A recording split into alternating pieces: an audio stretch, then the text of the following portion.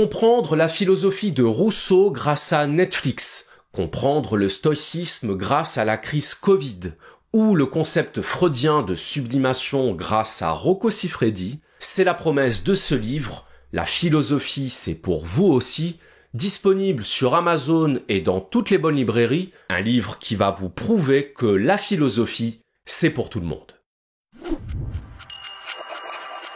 Bonjour à tous. Aujourd'hui, on va parler de Nietzsche et de l'éternel retour. Si vous suivez ma chaîne, vous commencez à connaître un petit peu la pensée de Nietzsche.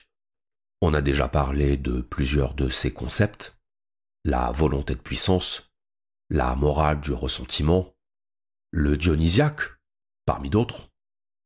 Mais il y a une notion chez Nietzsche qu'on n'a pas encore abordée, c'est celle d'éternel retour. Alors l'éternel retour, on ne peut pas dire que ce soit vraiment un concept. D'ailleurs, Nietzsche n'est pas connu pour être quelqu'un qui conceptualise. Ce n'est pas un théoricien, Nietzsche. C'est plutôt quelqu'un qui donne une forme théorique à ses intuitions. Mais tout ça pour dire que l'éternel retour, ce n'est pas tant un concept qu'une idée. Et c'est une idée qui est soumise à plusieurs interprétations. À 2 interprétations. Et si je voulais être totalement précis, je le dirais encore autrement. Ce n'est pas qu'il y a 2 interprétations de l'éternel retour, c'est plutôt qu'il y a 2 éternels retours. 2 versions de l'éternel retour. La version 1, qu'on appellera la version cosmologique de l'éternel retour, et la version 2, qu'on appellera la version individuelle ou la version existentielle de l'éternel retour. Mais en tout cas, 2 versions distinctes de l'éternel retour, même si en réalité, vous allez voir qu'elles se rejoignent. L'une est incluse dans l'autre, si je puis dire. Alors avant de rentrer dans l'explication, pour ceux qui ne connaissent pas du tout la pensée de Nietzsche, j'aimerais en dire quelques mots en préambule. Donc Nietzsche, c'est un philosophe qui est connu comme le philosophe de l'exaltation de la vie, de la célébration de la vie, de la célébration de la vie sous toutes ses formes. C'est-à-dire que pour Nietzsche, il faut célébrer la vie, non pas parce que la vie serait source de bonheur, non pas non plus parce que la vie serait juste. Il faut célébrer la vie parce qu'elle est la vie, quand bien même elle nous apparaîtrait parfois comme cruelle, comme injuste, comme pénible. Ce qui caractérise la vie, pour Nietzsche, c'est son caractère affirmatif, son caractère de force. La vie s'évalue à la force qui l'anime. C'est pour ça que Nietzsche est un philosophe qui se moque totalement de la justice, qui se moque totalement de la morale, et même de la vérité. Parce que c'est pas ça qui l'intéresse. Ce qui l'intéresse, ce n'est pas la vérité, c'est la vitalité. C'est la puissance. Et ce qu'il rejette, c'est tout ce qui cherche à nier la vitalité, c'est tout ce qui cherche à nier la puissance, c'est-à-dire justement la morale, la justice et la vérité. Nietzsche détestait Platon, par exemple. Parce que Platon, c'est l'incarnation du philosophe qui mettait au premier plan la justice, la morale et la vérité. C'est-à-dire des notions totalement dévitalisées et dévitalisantes. Des notions qui figent la vie, alors que la vie est mouvement. Des notions qui idéalisent la vie, littéralement, c'est-à-dire qui la transforment en idée. Alors que la vie, ce n'est pas une idée. La vie, c'est la lutte. La vie, c'est l'affirmation. Et c'est l'expansion dans l'affirmation. Bref, pour Nietzsche, une chose n'est pas bonne parce qu'elle est juste ou parce qu'elle est vraie. Une chose est bonne parce qu'elle est animée par la puissance. C'est ça l'idée. Donc je ne vais pas faire plus long pour cette introduction, j'ai déjà fait plusieurs épisodes sur Nietzsche, donc pour ceux qui voudraient faire une mise à jour, je vous y renvoie. Et donc maintenant, on va voir ce qu'il en est avec cette idée d'éternel retour. Alors je vous disais, il y a deux éternels retours chez Nietzsche, un éternel retour cosmologique et un éternel retour existentiel. Et alors je le précise parce que sinon vous risquez de ne pas comprendre mon propos, vous entendrez parfois des professeurs ou des commentateurs dire que l'éternel retour chez Nietzsche, ce n'est pas l'éternel retour au sens cosmologique, que ce serait une erreur d'interprétation, un contresens d'entendre l'éternel retour au sens cosmologique. Eh bien, la réalité, c'est que ça, c'est faux. Alors, quand je dis que c'est faux, je comprends qu'on veuille privilégier l'interprétation existentielle. Je comprends qu'on veuille tirer l'explication de l'éternel retour nietzschéen vers l'interprétation individuelle. Mais le fait est qu'on trouve des textes de Nietzsche dans lesquels il évoque l'hypothèse, je dis bien l'hypothèse, d'un éternel retour au sens cosmologique. Alors, qu'est-ce que c'est l'éternel retour au sens cosmologique ? Pour le comprendre, il faut revenir aux Grecs de l'Antiquité. Parce que l'éternel retour, au départ, c'est une idée qu'on trouve chez les Grecs. Et alors, chez les Grecs, l'éternel retour, ça consiste à dire l'univers se répète. L'histoire de l'univers se répète. Donc, c'est l'idée d'un univers cyclique qui se répète indéfiniment et qui, parce qu'il n'a ni commencement ni fin, se répète en réalité infiniment. La différence entre indéfini et infini, c'est qu'indéfini, on ne sait pas s'il y a un début ou s'il y a une fin. Alors que infini, ça veut dire on affirme qu'il n'y a ni début ni fin. Donc chez Héraclite, par exemple, on a l'idée que l'univers n'a pas de commencement. Pas de commencement, ça veut dire il a toujours été là. Il n'a pas été créé, il n'est pas apparu un beau matin, il est intemporel. Mais dans son intemporalité, il est soumis à des cycles. Des cycles de destruction et de régénération, de mort et de renaissance. Donc c'est la phrase d'Héraclite qui nous dit, je cite, « Ce monde a toujours été, et il est et il sera un feu toujours vivant, s'alimentant avec mesure et s'éteignant avec mesure. » Donc pour Héraclite, il y a un éternel retour de l'univers, puisque l'univers ne cesse de naître, de se consumer et de disparaître, avant de renaître. Et le cycle recommence. On a également la vision de Platon. Platon dans le Timée. Donc je vous ai dit que Nietzsche détestait Platon, c'est vrai, mais ça ne l'empêche pas pour autant de le rejoindre sur la question des cycles de l'univers.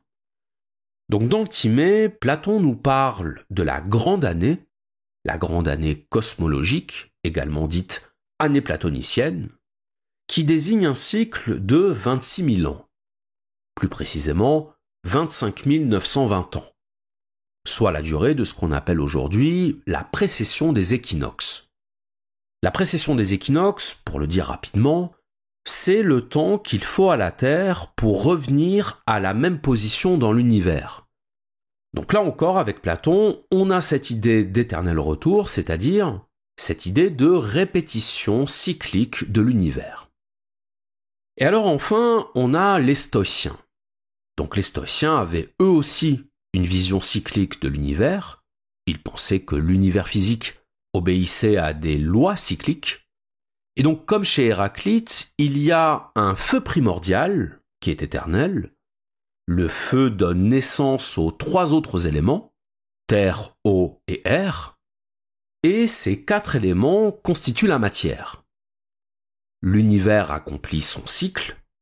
Au terme de son cycle, il connaît une conflagration, c'est-à-dire concrètement une fin du monde.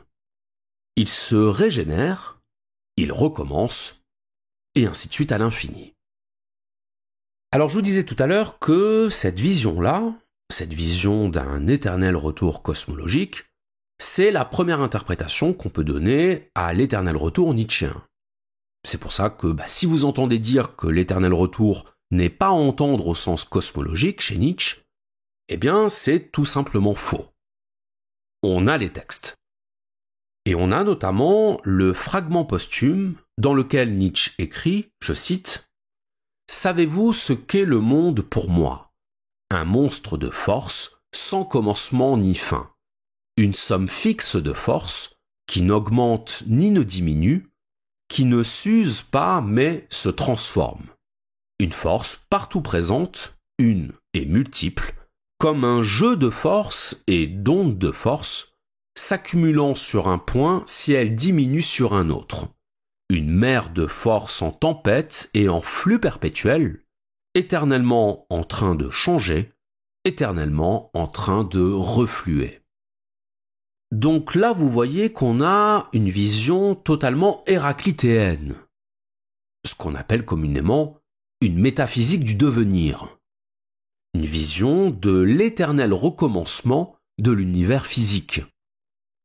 Et alors on a un autre fragment posthume, encore plus explicite, c'est le fragment qui nous dit, je cite, « Si le monde peut être considéré comme une certaine quantité définie de force et comme un certain nombre défini de centres de force, il s'ensuit que, dans le grand jeu de dés de l'existence, il doit passer par un nombre calculable de combinaisons.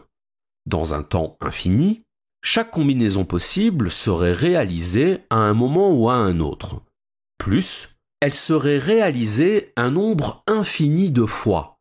Et puisque entre chaque combinaison et sa prochaine récurrence, toutes les autres combinaisons possibles devraient avoir lieu, un mouvement circulaire de séries absolument identiques est ainsi démontré. Le monde comme un mouvement circulaire qui s'est déjà répété infiniment souvent et joue son jeu in infinitum. Donc vous voyez qu'on ne peut pas être plus clair.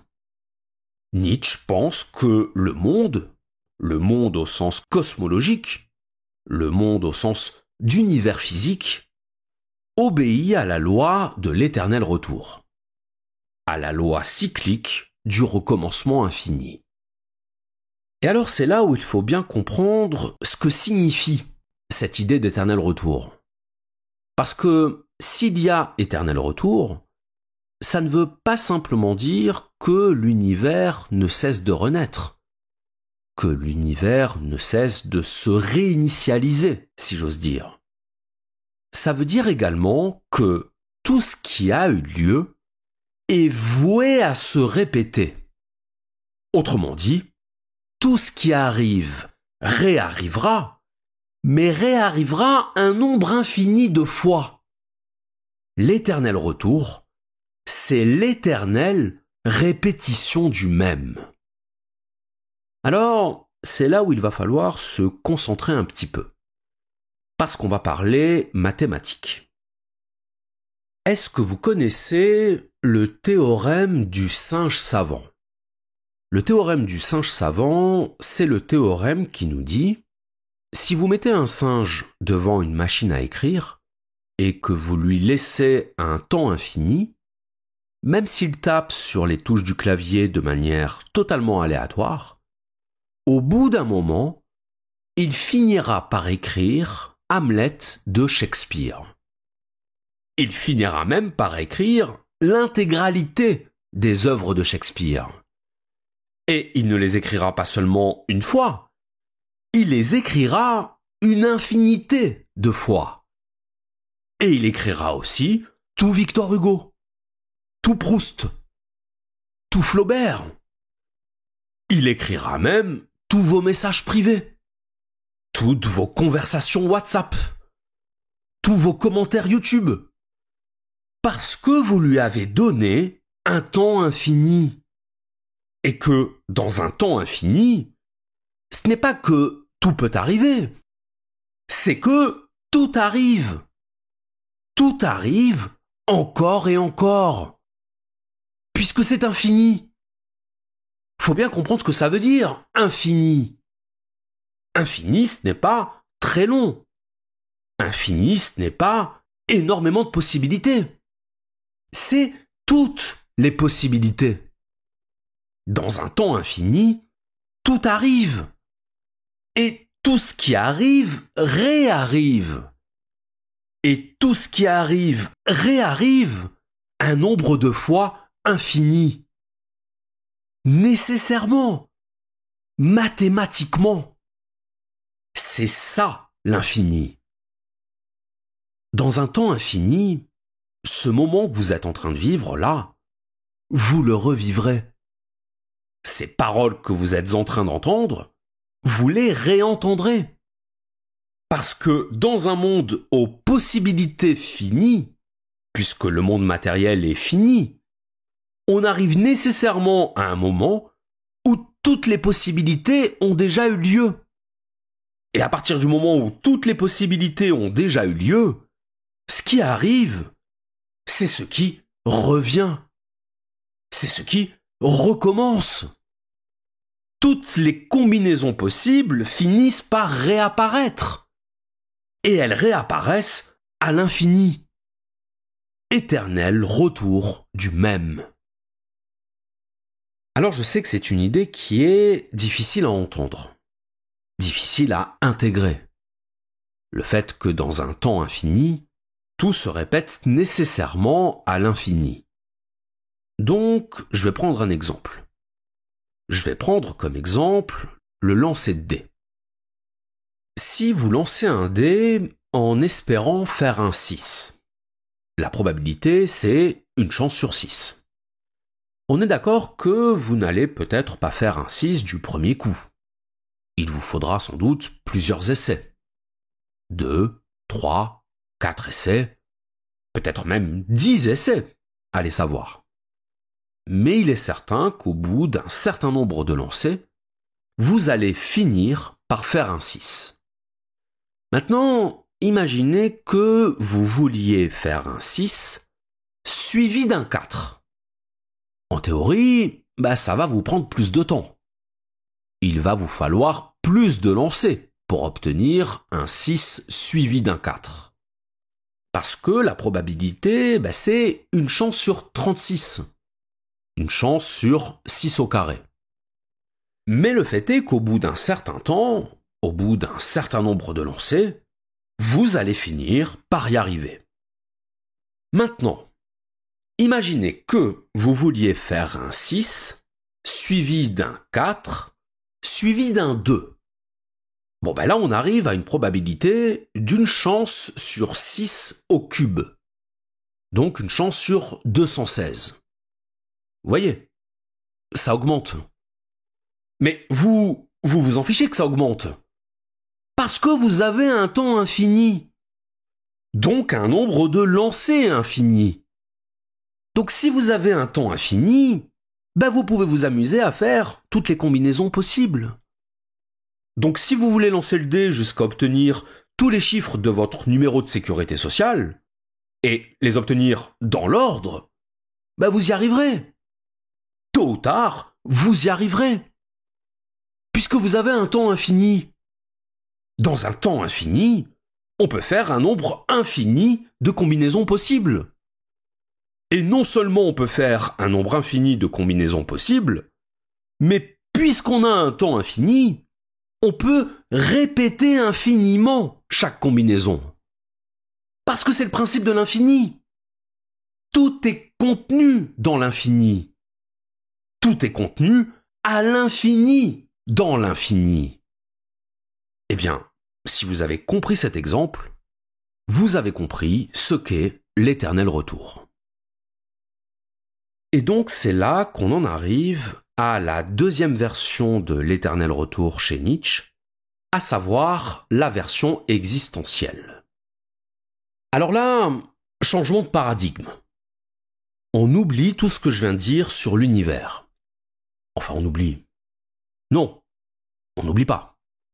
Mais on met de côté. L'éternel retour au sens existentiel, de quoi s'agit-il ? Eh bien, il s'agit au départ d'une question. Une question que Nietzsche formule dans l'aphorisme 341 du Gai Savoir, et qui dit, en gros, si on te disait que cette vie-là que tu viens de vivre, tu allais devoir la revivre. La revivre exactement telle que tu l'as vécue. J'insiste. Exactement telle que tu l'as vécue.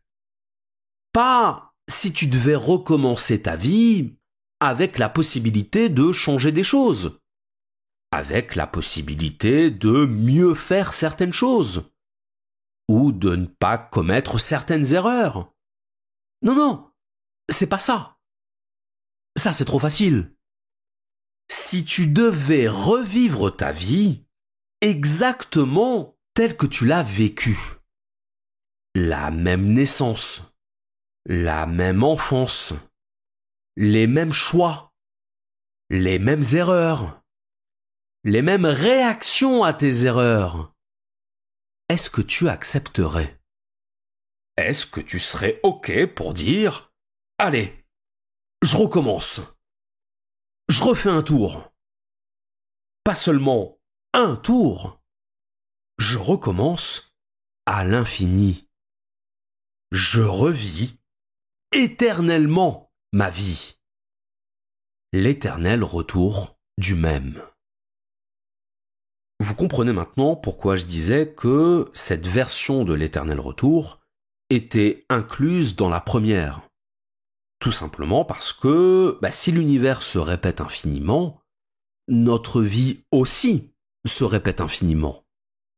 C'est mathématique. Et alors là, je vais faire quelque chose que je n'aime pas du tout faire. Je vais être tatillon. Je vais être tatillon parce que, très souvent, l'explication qui est donnée de cet éternel retour, de cette version existentielle de l'éternel retour, ne correspond pas à la pensée de Nietzsche. Qu'est-ce qu'on entend souvent? On entend souvent que l'éternel retour serait un appel à vivre intensément, un appel à faire de sa vie une vie incroyable. L'idée très souvent répétée que on doit vivre chaque jour comme si c'était le dernier. Et on sait bien que si on devait vivre chaque jour comme si c'était le dernier, on vivrait différemment. On ferait des choses qu'on n'ose pas faire dans notre vie de tous les jours. On prendrait plus de risques. On ferait preuve de plus d'audace, de plus de fantaisie. On oserait déclarer sa flamme à la personne qu'on aime. On oserait quitter son travail pour faire quelque chose qui nous passionne. On oserait réaliser nos rêves. Cette interprétation de l'éternel retour n'est pas incompatible avec ce que dit Nietzsche. Mais ce que dit Nietzsche, c'est pas ça. Pourquoi c'est pas ça? Parce que dire « vis ta vie » comme si elle devait se répéter à l'infini, c'est dire « à partir de maintenant, je vais vivre une vie que je pourrais vouloir revivre à l'infini ». Mais sauf que quand Nietzsche parle de revivre sa vie éternellement, il pose la question à quelqu'un qui a déjà vécu sa vie. Il lui demande « cette vie-là que tu viens de vivre sans savoir qu'elle allait se répéter infiniment, est-ce que tu serais prêt à la revivre infiniment ?» Autrement dit, il prévient pas. Il demande après coup. La question, elle est formulée au passé. Elle est formulée à propos de la vie qui a été vécue sans savoir qu'elle allait être revécue. Et c'est cette question-là qui est importante. La question d'être prêt, oui ou non, à revivre une vie qui n'a pas été extraordinaire, qui n'a pas été hors du commun, qui n'a pas été vécue dans l'optique d'être revécue. Croire que, pour Nietzsche, il faudrait avoir une vie hors du commun pour vouloir revivre sa vie, c'est ne pas comprendre le principe même de la pensée de Nietzsche, à savoir l'affirmation, à savoir l'approbation. Pour Nietzsche, il n'y a pas d'un côté la bonne vie qui vaut la peine d'être vécue et la mauvaise vie qui ne vaut pas la peine d'être vécue. Il n'y a que notre capacité à approuver la vie, à la vouloir, indépendamment de ce qu'elle est. Parce que pour Nietzsche, vivre, ce n'est pas supporter la vie, c'est embrasser la vie. C'est l'embrasser quoi qu'il arrive. J'insiste bien, quoi qu'il arrive. Autrement dit, je suis heureux, je veux que ça recommence, mais je suis malheureux, je veux aussi que ça recommence. Je veux la volonté. Aimer la vie, ce n'est pas aimer les moments agréables de notre vie. Ce n'est pas aimer ce qui nous a fait du bien, aimer nos réussites, aimer nos bravoures, aimer nos joies. C'est aimer toute notre vie, y compris les souffrances, y compris les déceptions, y compris les malheurs. Parce qu'aimer la vie, c'est aimer la vie au-delà du malheur. Repensez aux événements de votre vie qui vous ont émotionnellement marqué. La fois où votre instituteur vous a mis au coin. La fois où vos parents se sont disputés devant vous. La fois où la fille dont vous étiez amoureux vous a mis un râteau. C'est pas agréable. C'est pas ce qu'on a envie de revivre. Si on devait revivre notre vie, on serait sans doute nombreux à vouloir retirer certains événements de notre vie, à faire un tri. Chez Nietzsche, il n'y a pas de tri. Chez Nietzsche, c'est tout ou rien. Seriez-vous prêt à revivre tout ça? Si vous répondez oui, vous êtes nietzschéen.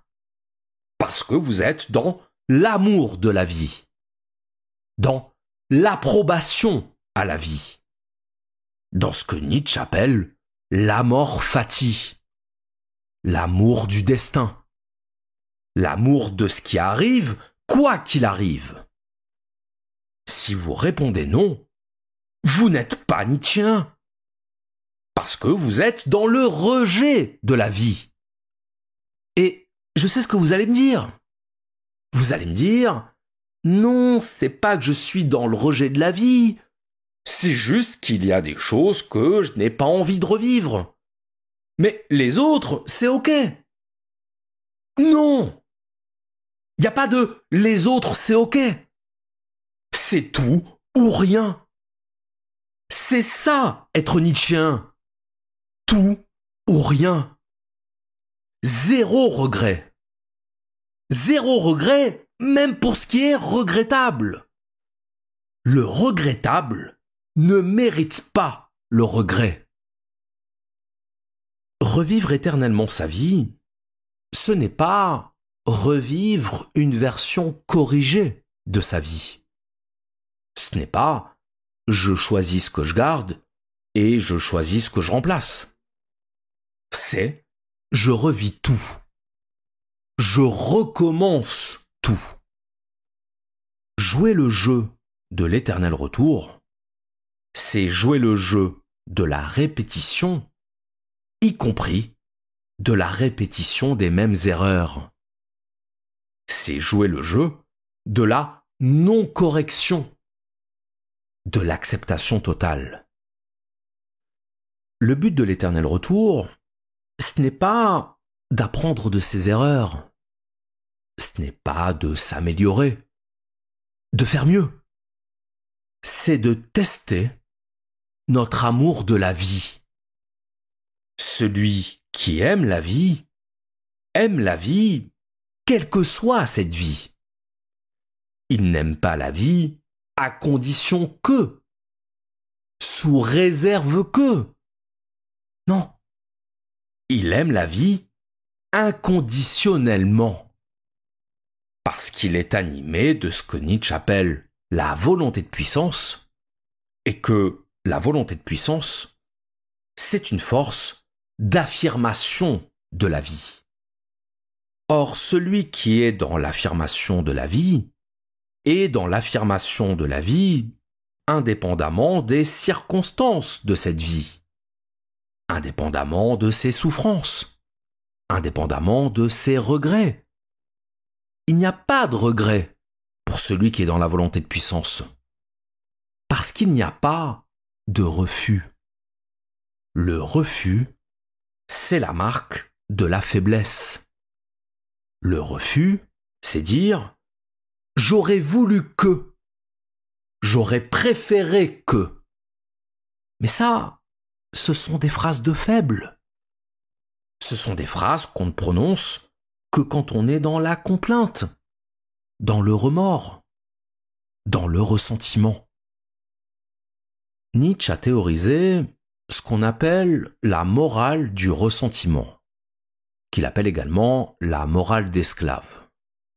La morale du ressentiment, j'y ai consacré un épisode, c'est la morale fondée sur la négation de la vie.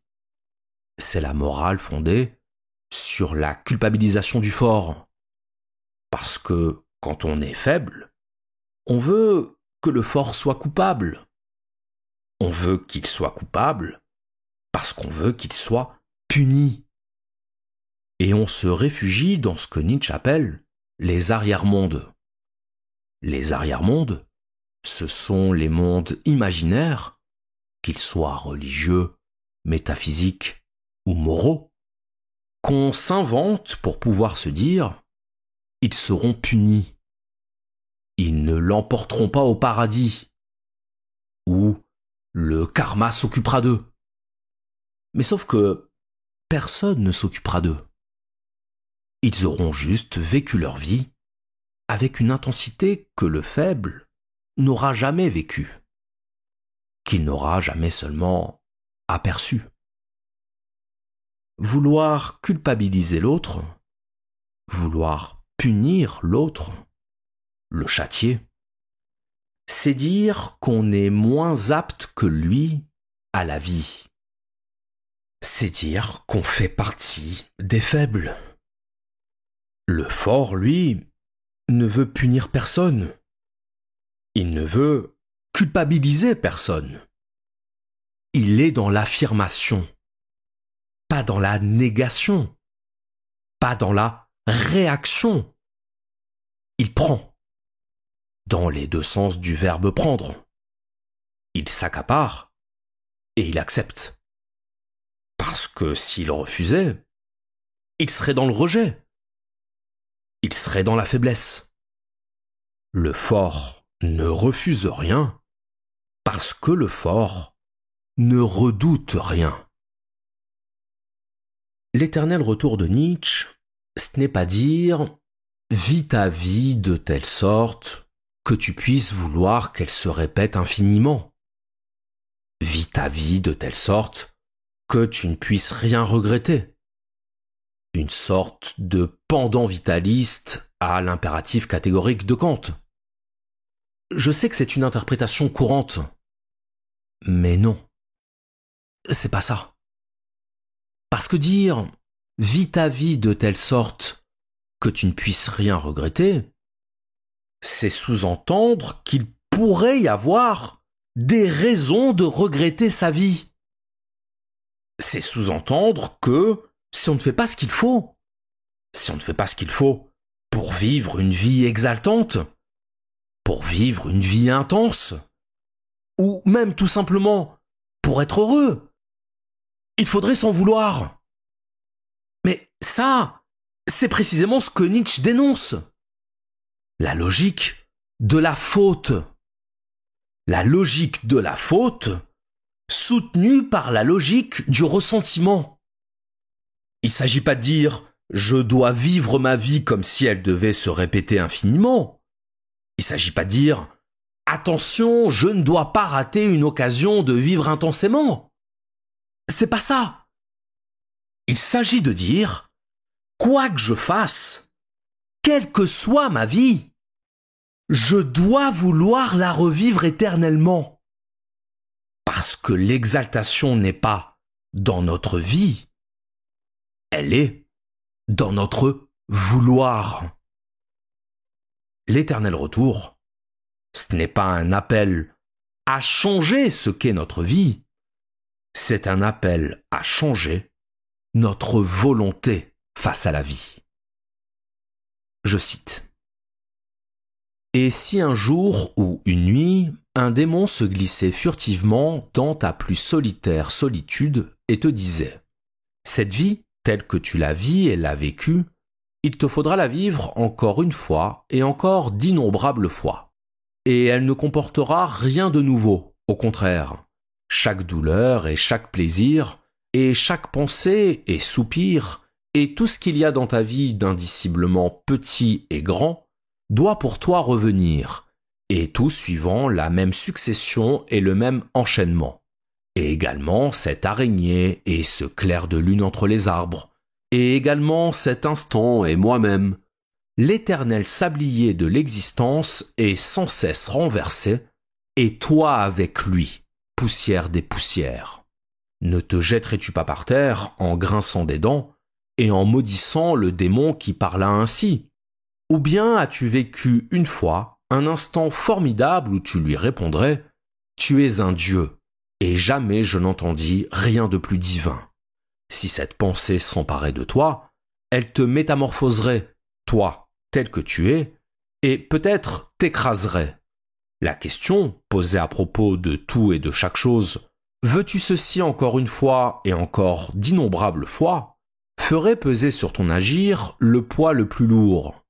Ou combien te faudrait-il aimer, et toi-même et la vie, pour ne plus aspirer à rien d'autre qu'à donner cette approbation et à poser ce sceau ultime et éternel.